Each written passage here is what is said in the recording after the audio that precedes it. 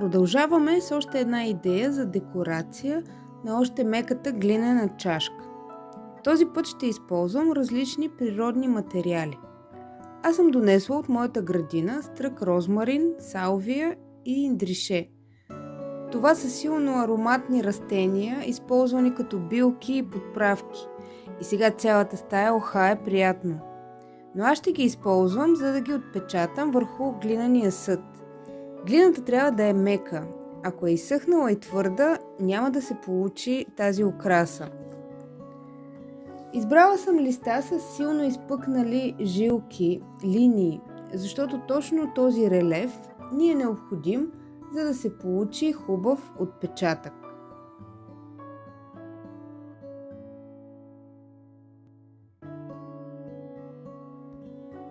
Ще имате нужда и от дървена точилка или някакъв цилиндричен, гладък и твърд предмет. Ще започна с любимата ми салвия. Поставям я с релефните жилки надолу, към меката глина. Източилката притискам внимателно. Вижте как съм хванала чашката. Отвътре с едната ръка, а с другата заглаждам и притискам сточилката. Натискам достатъчно силно, за да се получи хубав отпечатък. Листото потъва в меката глина.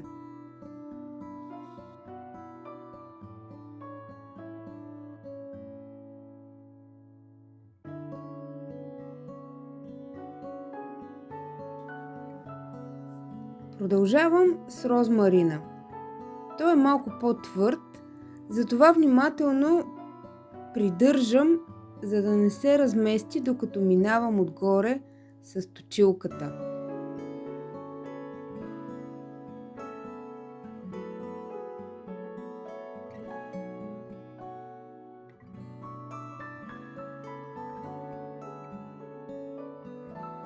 Ето така, вижте, всички детайли са се отпечатали много точно.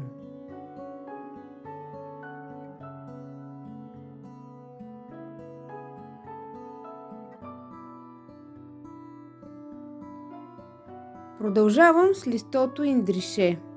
Притискам леко с пръсти, придържам с палеца и минавам с точилката.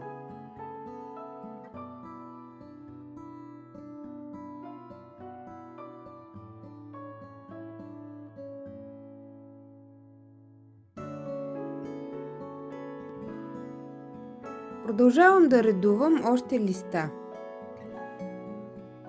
Когато избирате своите листа, е добре да не са прекалено големи и също така да са зелени и свежи, а не сухи и твърди. Покривам цялата повърхност с отпечатъци от листа или клонки.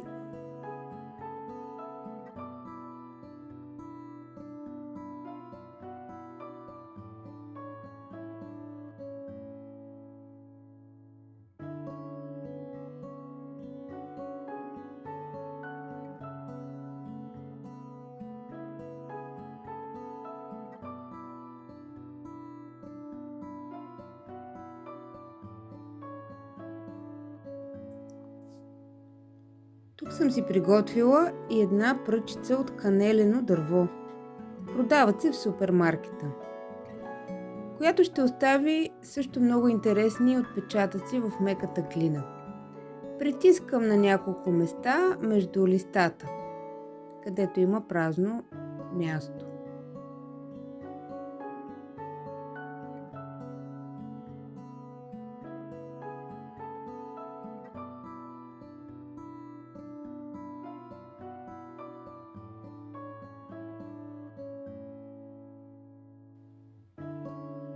Ще използвам и бамбуково шишче или каквато и да е остра клечка, може и молив.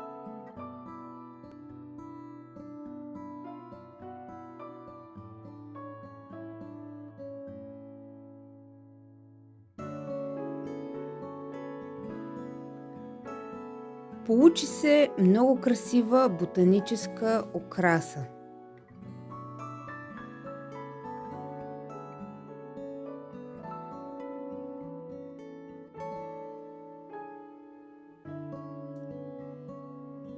Разходете се сред природата, в близкия парк и намерете интересни листа с различна форма, дребни цъфтящи тревички. Вечно зелените храсти също са подходящи. Бъдете откриватели. Наблюдавайте с любопитство и внимание природата. Тя винаги успява да ни вдъхнови да създаваме красиви неща.